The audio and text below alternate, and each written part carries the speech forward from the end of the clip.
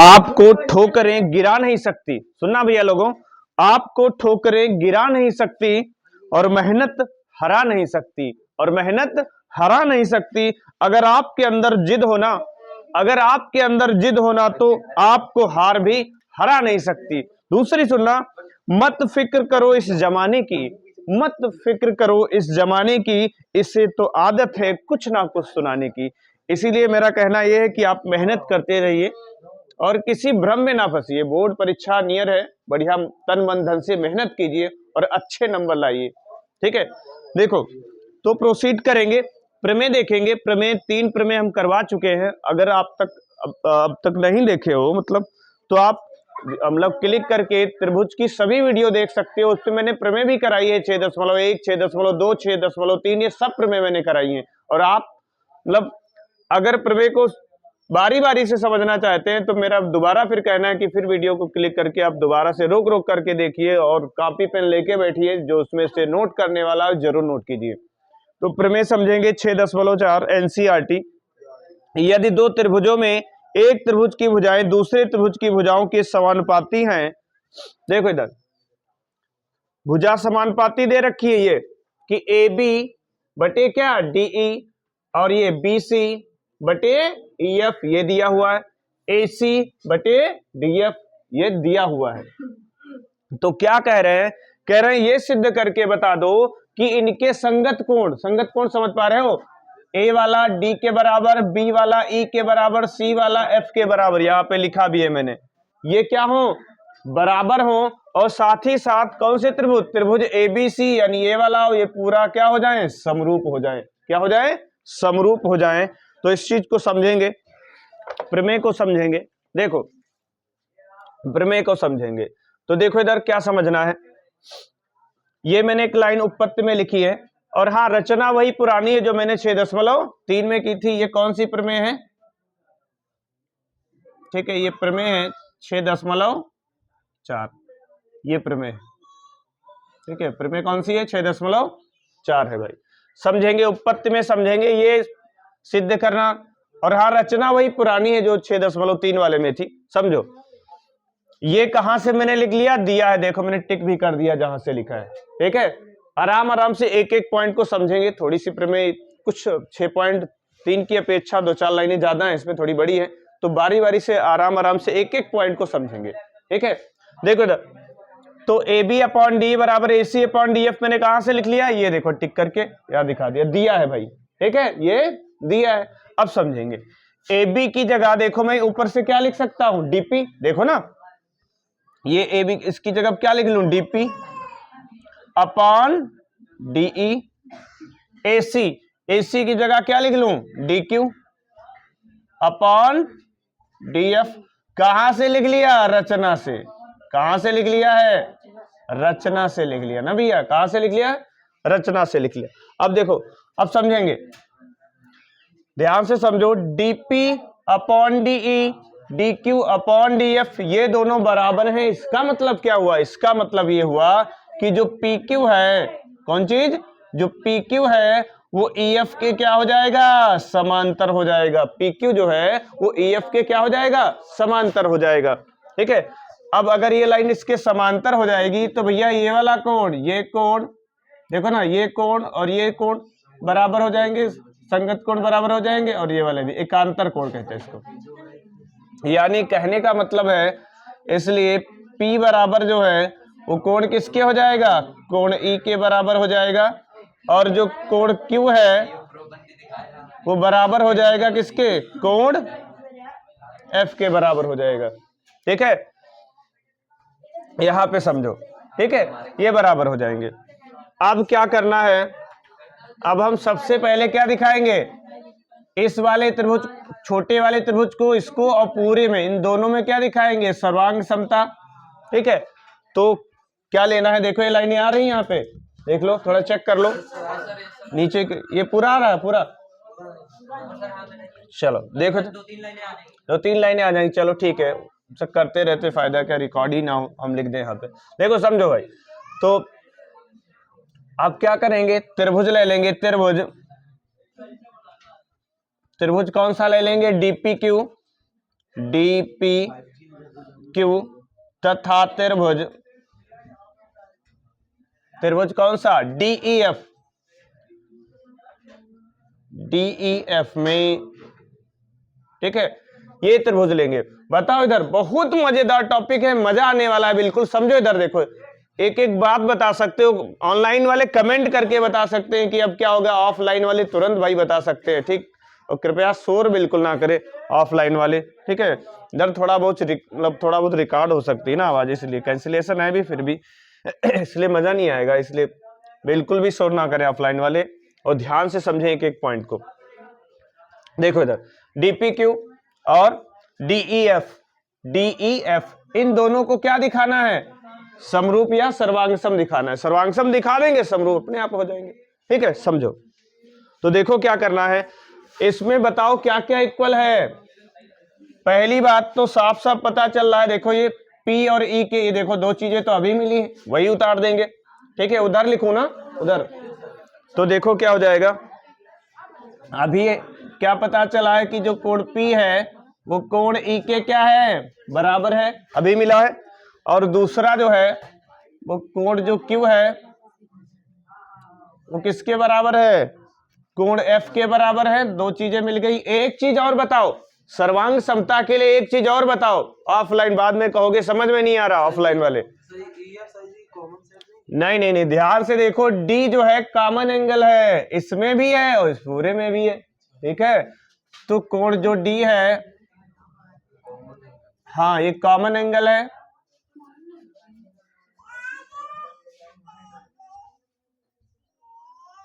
Common angle से, ठीक है, कॉमन एंगल। देखो समझो, तो क्या हो जाएगा, बाई ए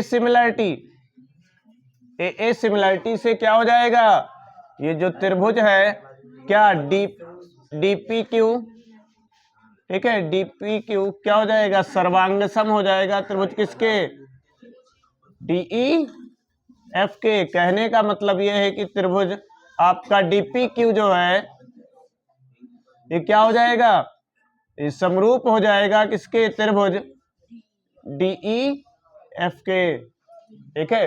क्या इतनी बात समझ में आई है कि नहीं। अगर ये दोनों समरूप हो गए हैं, ठीक है, तो ध्यान से समझेंगे। देखो इधर और क्या क्या लिख सकते हैं, तो क्या भी लिखा था, डीपी अपॉन, पिछली लाइन रिपीट कर रहा हूं, डीपी अपॉन डीई, और इधर क्या था, D Q upon D F, ठीक है, ये हो जाएगा। और साथ ही साथ एक लाइन और हो जाएगी, एक लाइन और क्या हो जाएगी, P Q upon E F. मैं कंफर्म कर रहा था थोड़ा सा, देखो समझो, पी क्यू अपॉन क्या हो जाएगा, P Q upon E F हो जाएगी, ठीक है। ये सर्वांगसम हो गए ना, इस हिसाब से इसको हमने लिख दिया, ठीक है, सर्वांगसम की वजह से, ठीक है, ये इक्वल हुए, तीनों पार्ट समानुपाती हो गए। अब बात मेरी समझना, अब जो दिया है वहां दोबारा देखो क्या लेंगे, मैं पहले सेकेंड राउंड में इसको ले लेंगे और इसको ले लेंगे, मैंने डबल टिक लगाया इसीलिए। तो देखो क्या करेंगे, AB अपॉन DE बराबर क्या हो जाएगा, BC upon EF, BC upon EF हो जाएगा। तो देखो एक चीज और यहां पे थोड़ा सा और सुधार सकते हैं, ये लाइन में हटा दूं, चल सुनो, अभी उसको भी लिखेंगे। डीपी की जगह हम क्या लिख सकते थे, वापस चले आओ कहां, रचना पे, AB लिख सकते थे। क्या लिख सकते हैं, AB। तो यहां पे, यहां AB लिख दिया, और DQ की जगह पर क्या रख सकते हैं, ठीक है, या मैं चाहूं तो यस, हाँ AC रख सकते हैं। क्या रख सकते हैं, AC। तो AC अपॉन क्या हो गया, DF, ऐसा कर सकते हैं ना। और यस यहां पे सही है, ठीक है, बिल्कुल सही है, AB अपॉन DE, PQ ले लेना यहां पे, समझो, ठीक है, ये हो गया। और सुनो, तो मैं इसको और इसको ले रहा हूं तो इसकी जगह पर ए बी रख दिया, और ये देखो इधर पी क्यू अपॉन क्या हो गया, P Q upon E F हो गया। और अब ध्यान रखना उस पॉइंट को जो मैं टिकिंग कर रहा था, देखो ये इसको और इसको लेंगे दोबारा तो क्या रखेंगे, A B upon D E, ठीक है, A B upon D E किसके बराबर हो जाएगा, B C upon E F के, B C upon E F के। समझो थोड़ा सा प्रमेय अगर लंबी भी है तो क्या है, थोड़ा सा समझने की कोशिश करो, एक एक पॉइंट आपको समझ में आएगा। देखो इधर, देखो क्या करना है, अब साफ साफ पता चल रहा है कि ये दोनों बराबर हैं कि नहीं बराबर है, इसलिए हम क्या लिख सकते हैं, P Q upon E F बराबर आपका हो जाएगा क्या, B C upon E F. ये ई एफ और ये ई एफ कैंसिल हो गया, और पी क्यू बराबर अब क्या आ चुका है, बी सी आ चुका है। अब एक काम और करने वाले हैं, वो क्या करने वाले हैं, ठीक है, अब क्या करें, ए बी सी और डी पी क्यू इसको क्या कर दें, सर्वांग सम दिखा दे या समरूप त्रिभुज, क्या ले ले, त्रिभुज ए बी सी तथा त्रिभुज कौन सा, डीपी क्यू में। बताओ फिर आ गई, सर्वांग समता चेक करेंगे ए बी सी और डीपी क्यू में, साफ साफ पता चल रहा है कि जो ए बी है वो ए सी के बराबर, सॉरी ए बी जो है किसके बराबर है, डीपी के बराबर, रचना से ही लिख रहे हैं डीपी के बराबर है, और ए सी जो है डी क्यू के बराबर है, रचना से पॉइंट आ रहे हैं। और अभी अभी एक पॉइंट मिला है क्या, कि जो पी क्यू है वो बी सी के बराबर है। ये वाला पॉइंट मैंने कहां से लिखा है, रचना से। कहां से लिख दिया भैया, रचना से लिख दिया। कहां से लिख दिया है, रचना से लिख दिया है। अब ध्यान से समझेंगे, बताओ कौन सी प्रॉपर्टी लग जाएगी, बाई ट्रिपल एस, बाई ठंडक का प्रभाव है भाई, देखो इधर कुछ हाथ का प्रभाव, देखो इधर समझो, by triple S rule, triple S rule. इससे क्या हो जाएगा, मैं क्या लिख सकता हूं, त्रिभुज, ठीक है, ए बी सी समरूप हो जाएंगे त्रिभुज, सर्वांग सम भी लिख सकते हैं, ठीक है, डीपी क्यू, ठीक है, डीपी क्यू हो जाएगा। ऑफलाइन वाले भाई डिस्टर्ब ना करो, मतलब हम यहीं फिर कस के चिल्लाएंगे क्या, देखो यार समझो, फिर परेशान हो गए। देखो हम समझो, त्रिभुज एबीसी जो है वो डीपी क्यू, ये एबीसी जो है, ये एबीसी इस डीपी क्यू के क्या हो गया, सर्वांगसम हो गया या समरूप हो गया। और अगर समरूप या सर्वांगसम हो गया है तो देखो यहां से क्या मिलेगा, एक बात तो पक्की तय हो चुकी है, वो जानते हो कौन सी तय हो चुकी है, कि ये वाला, यहां नीचे ना लिखू ना, इधर लिख देता हूं, इधर आ जाएगा आराम से, दिख रहा है ना, यहाँ पे ऐसे में लिख रहा हूं, यहाँ पे थोड़ा लाइन तिरछी हो जाएगी तो क्या है, थोड़ा सा नक्शा ऐसा बन रहा है, ठीक है, इसको मैं हटा देता हूं, आप समझो, चलो ठीक है, यहाँ आप समझो, ठीक है, ध्यान से समझेंगे, प्रमेय भाई थोड़ी लंबी है इसलिए मैं आराम से समझा रहा हूं, देखो समझने की कोशिश करो। क्या करना है, एक बात तो तय हो गई, अगर सर्वांगसम है या समरूप है, यहां ध्यान से समझो, सर्वांगसम की स्थिति में बात कर रहा हूं, सर्वांगसम ही है, मैंने समरूप लिखा हुआ है बाद में। ये वाले देखो क्या बराबर हो, संगत पार्ट, ये वाला कोण इसके बराबर हो जाएगा, क्लियर, यहां तक दिक्कत कोई, बराबर हो जाएगा कि नहीं बराबर हो जाएगा, ठीक है, साफ साफ पता चल रहा है कि सीपीसीटी से कोण ए जो है वो कोण डी के बराबर हो गया, क्लियर, यहां तक कोई समस्या तो नहीं, ऊपर वाला आ रहा है, ठीक है, अच्छा ठीक। उसके बाद बी जो है साफ साफ पता चल रहा, बी जो है किसके इक्वल हो गया, पी के, बी जो है वो किसके इक्वल हो गया, पी के, और जो सी है वो किसके इक्वल हो गया, सी इक्वल हो गया, क्योंकि किसके इक्वल हो गया, क्यू के इक्वल हो गया, यहां तक कोई समस्या है, ठीक है। अब सुनो, लेकिन किंतु परंतु, देखो समझो क्या है भाई, ठीक है, परंतु क्या दे रखा है, या दे नहीं रखा, यहां पे देखो मैंने कुछ पॉइंट लिखे भी हैं, परंतु P बराबर E है और Q बराबर F है, तो भाई इसका तो भी यूज करेंगे ना, यहां डबल डबल मामला हो रहा है। तो देखिए इससे क्या रिजल्ट आ रहा है, तो देखो इधर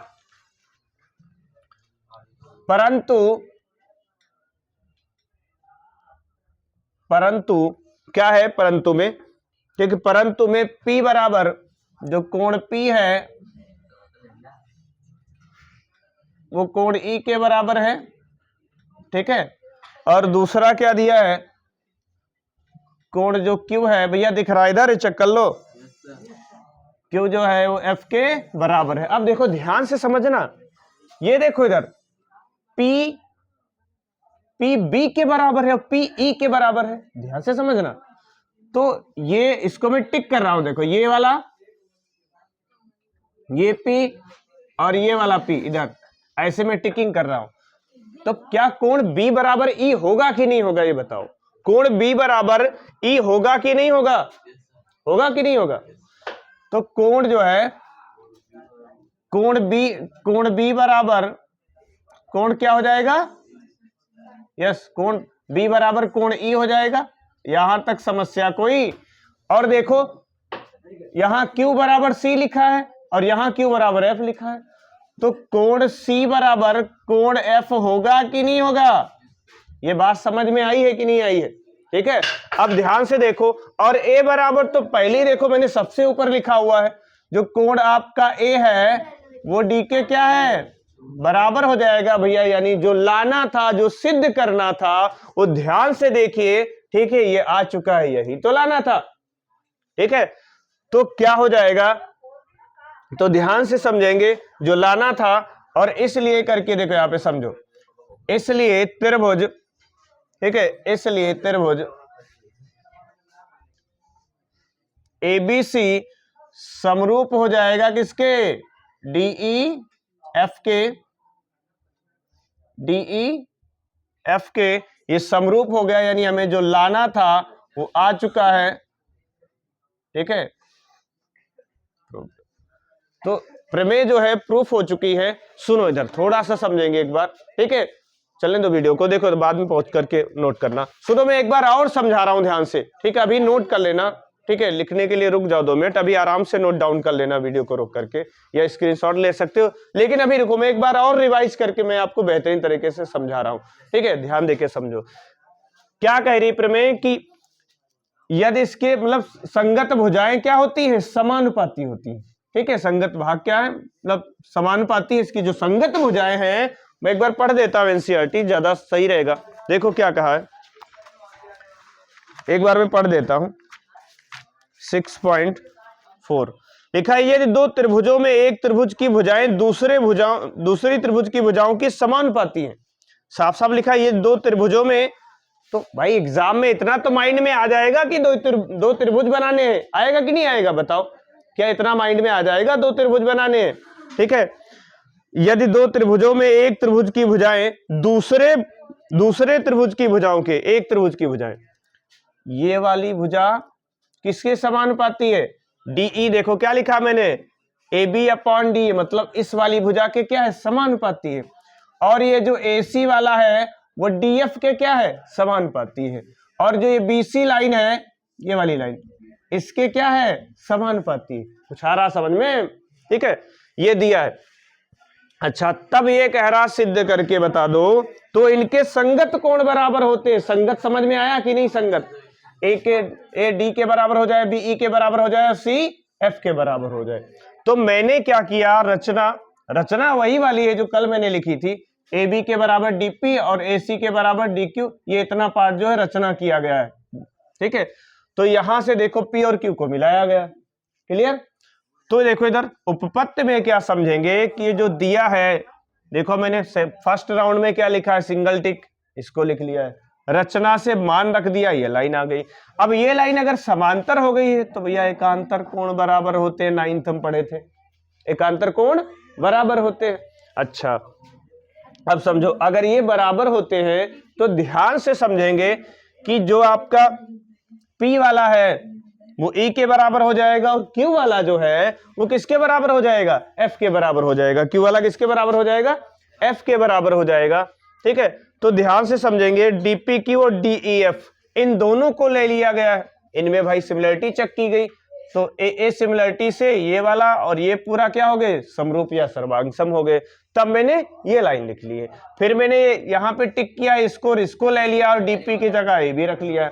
ये वाला कहाँ से लिख दिया, ये दिया है भैया, ये जो मैंने लाइन लिखी है ये कहाँ से आ गई है, दिया है, ठीक है, ये दिया है, ठीक है, ये लाइन कहाँ से आई है, दिया है, देखो यहां से टिक किया मैंने। फिर मैंने क्या किया, ये कैंसिल हो गया, इसको और इन दोनों में सिमिलरिटी चेक कर ली, तो ये ट्रिपल एस वाला लग गया, ठीक है, तो इससे संगत भाग बराबर हो गए। और ये जो परंतु लिखा, लेकिन किंतु परंतु, ये वाली लाइन, तो भाई ये आया भी है, ये दिया भी था, इससे क्या मिल गया हमें, ये दो लाइनें मिल गई हैं और हमारी प्रमेय प्रूफ हो जाती है। तो उम्मीद करते हैं आपको समझ में आई होगी प्रमेय। Okay, thank you. ठीक है, तो देखो भैया, ये प्रमेय नंबर नहीं वहां पे पड़ा था, मैं दोबारा डाल देता हूं। कौन सी प्रमेय है भैया ये, ठीक है, ये प्रमेय थी आपकी 6.4, ये नंबर नहीं दिख रहा था, हम सोचे दोबारा डाल देते। ठीक है, प्रमेय 6.4 है।